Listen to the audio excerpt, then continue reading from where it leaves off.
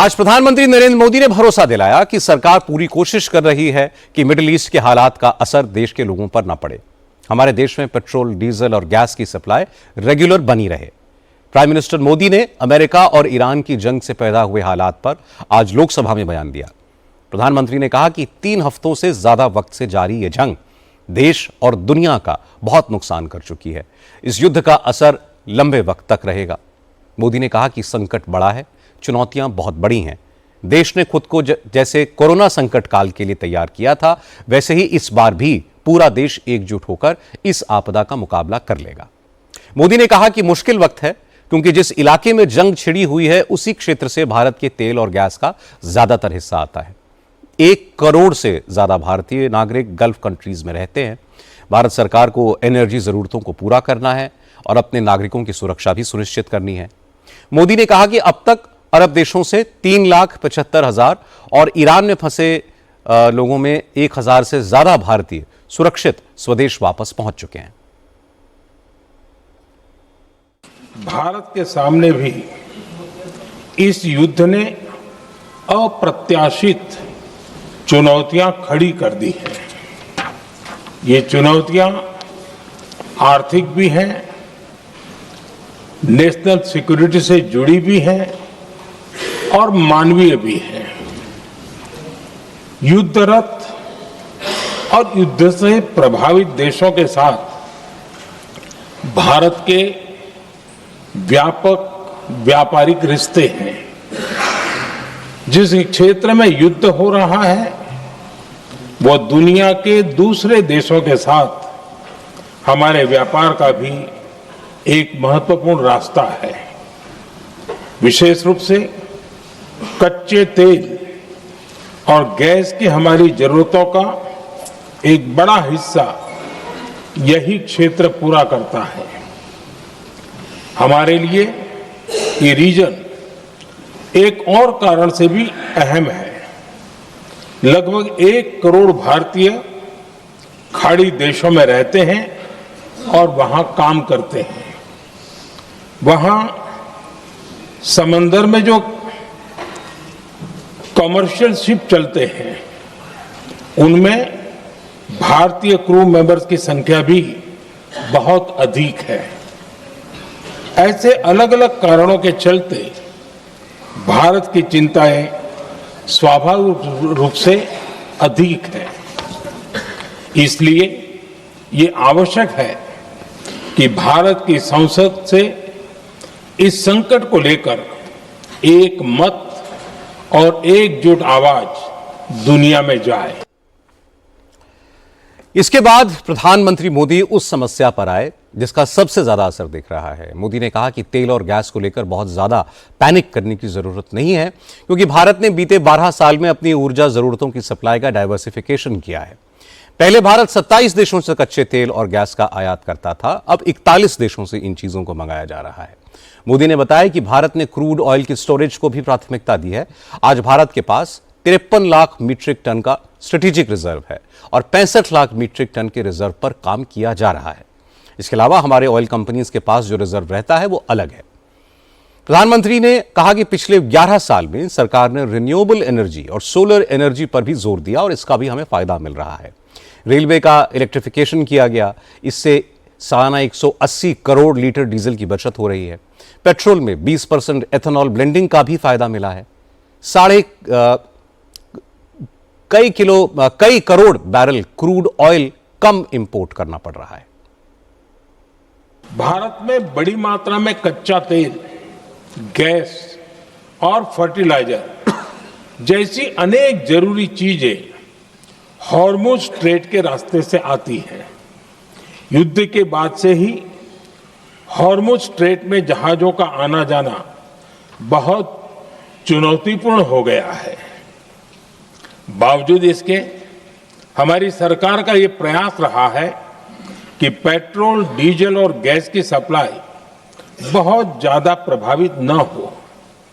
देश के सामान्य परिवारों को परेशानी भी कम से कम हो, इस पर हमारा फोकस रहा है।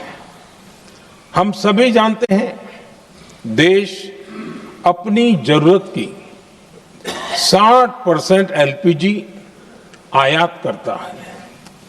इसकी सप्लाई में अनिश्चितता के कारण सरकार ने एलपीजी के डोमेस्टिक उपयोग को प्राथमिकता दी है। साथ ही एलपीजी के देश में ही उत्पादन को भी बढ़ाया जा रहा है। पेट्रोल डीजल की सप्लाई पूरे देश में सुचारू रूप से होती रहे, इस पर भी लगातार काम किया गया है। सरकार अलग अलग देशों के सप्लायर्स के साथ भी लगातार संपर्क में है। प्रयास ये है कि जहां से संभव हो वहां से तेल और गैस की सप्लाई होती रहे। हम कोरोना के समय भी एकजुटता से ऐसी चुनौतियों का सामना कर चुके हैं। अब हमें फिर से उसी तरह तैयार रहने की आवश्यकता है। जंग के कारण सिर्फ तेल और गैस की सप्लाई पर ही असर नहीं पड़ा है, फर्टिलाइजर की आपूर्ति भी बंद हुई है। अब खरीफ की फसल की बुवाई का सीजन है, खाद की जरूरत पड़ेगी, इसलिए सरकार फर्टिलाइजर की सप्लाई को लेकर भी फिक्रमंद है। आज प्रधानमंत्री मोदी ने कहा कि किसानों को चिंता करने की कोई जरूरत नहीं है, देश में खाद का पर्याप्त स्टॉक मौजूद है। 19 मार्च 2026 तक देश में करीब 61 lakh ton urea, 24 lakh ton DAP और 57.21 लाख टन एनपीके का स्टॉक है। प्रधानमंत्री मोदी ने कहा कि खाद के क्षेत्र में देश को आत्मनिर्भर बनाने के लिए 6 नए यूरिया प्लांट शुरू किए गए, जिससे 76 लाख मीट्रिक टन की उत्पादन क्षमता बढ़ी है। इसके अलावा फर्टिलाइजर के इंपोर्ट को भी डाइवर्सिफाई किया गया है, जिससे किसी संकट की स्थिति में खाद की सप्लाई न रुके। देश के किसानों ने हमारे अन्न के भंडार भर रखे हैं, इसलिए भारत के पास पर्याप्त खाद्यान्न है। हमारा यह भी प्रयास है कि खरीफ सीजन की ठीक से बुआई हो सके। सरकार ने बीते सालों में आपात स्थिति से निपटने के लिए खाद की पर्याप्त व्यवस्था भी की है। अतीत में भी हमारी सरकार ने दुनिया के संकटों का बोझ किसानों पर नहीं पड़ने दिया था। कोरोना और उस समय के युद्धों के दौरान उस समय भी ग्लोबल सप्लाई चेन में डिस्टरप्शन आ गई थी। दुनिया के बाजार में यूरिया की एक बोरी 3,000 रुपये तक पहुंच गई, लेकिन भारत के किसानों को वही बोरी 300 रुपये से भी कम कीमत में उपलब्ध कराई गई। अध्यक्ष जी, देश के किसानों को इस प्रकार के संकटों से बचाने के लिए भी बीते वर्षों में अनेक कदम उठाए गए हैं।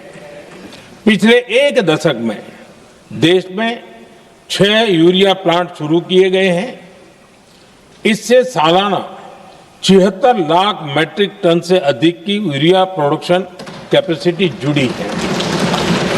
इस दौरान डीएपी और एनपीकेएस जैसी खाद का घरेलू उत्पादन भी करीब 50 लाख मैट्रिक टन बढ़ाया गया है। इतना ही नहीं, तेल और गैस की तरह खाद के आयात को भी डाइवर्सिफाई किया गया है। आज प्रधानमंत्री ने कुछ बातें बिल्कुल दो टूक भी कही। प्रधानमंत्री ने कहा कि ऑयल और गैस प्रोडक्शन सेंटर्स और ऊर्जा प्रतिष्ठानों पर हमला गलत है। इसके साथ ही उन्होंने ये भी कहा कि जिस तरह स्ट्रेट ऑफ हॉर्मुज को बंद किया गया है, कमर्शियल शिप्स पर हमले किए जा रहे हैं, उसे भी किसी सूरत में जायज नहीं ठहराया जा सकता। मोदी ने कहा कि मिडिल ईस्ट के देशों के राष्ट्राध्यक्षों से उनकी 2 राउंड फोन पर बात हुई है। सरकार सभी स्टेक होल्डर्स के साथ संपर्क में है। भारत का शुरुआत से एक ही स्टैंड है कि जल्द से जल्द बातचीत की जाए, इस युद्ध को खत्म किया जाए। भारत आज भी सभी पक्षों से यही कह रहा है कि जंग किसी समस्या का समाधान नहीं है, रास्ता बातचीत की टेबल पर ही निकलेगा। मैंने सभी से तनाव को कम करने और इस संघर्ष को खत्म करने का आग्रह किया है। भारत ने नागरिकों, एनर्जी और ट्रांसपोर्ट से जुड़े इंफ्रास्ट्रक्चर पर हमलों का विरोध किया है। कमर्शियल जहाजों पर हमला और हॉर्मुज स्ट्रेट जैसे अंतर्राष्ट्रीय जलमार्ग में रुकावट अस्वीकार्य है भारत डिप्लोमेसी के जरिए युद्ध के इस माहौल में भी भारतीय जहाजों के सुरक्षित आवागमन के लिए निरंतर प्रयास कर रहा है। इंटरेस्टिंग बात यह है कि विपक्ष के नेता राहुल गांधी बार बार ईरान और अमेरिका की जंग के मुद्दे पर प्रधानमंत्री के बयान की मांग कर रहे थे, लेकिन आज जब मोदी ने पार्लियामेंट में बयान दिया तो राहुल गांधी गायब थे। मोदी जब लोकसभा में अमेरिका और ईरान के युद्ध पर बोल रहे थे, उस वक्त राहुल गांधी वडोदरा में थे, आदिवासी अधिकार संविधान सम्मेलन को संबोधित कर रहे थे। यहां राहुल गांधी ने प्रधानमंत्री मोदी के संबोधन का जिक्र किया, कहा मोदी ने 25 मिनट का भाषण दिया है पार्लियामेंट में, लेकिन वो इस मुद्दे पर डिस्कशन से डर रहे हैं। ईरान में युद्ध हो रहा है, देखा प्रधानमंत्री भाग गए थे पार्लियामेंट हाउस से, देखा आपने, देखा था।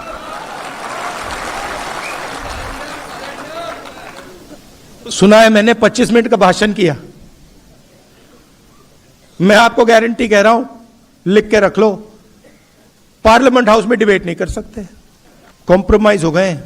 हिंदुस्तान के प्रधानमंत्री ने ट्रंप से कहा कि हम बिना आपसे पूछे तेल और नेचुरल गैस नहीं खरीदेंगे।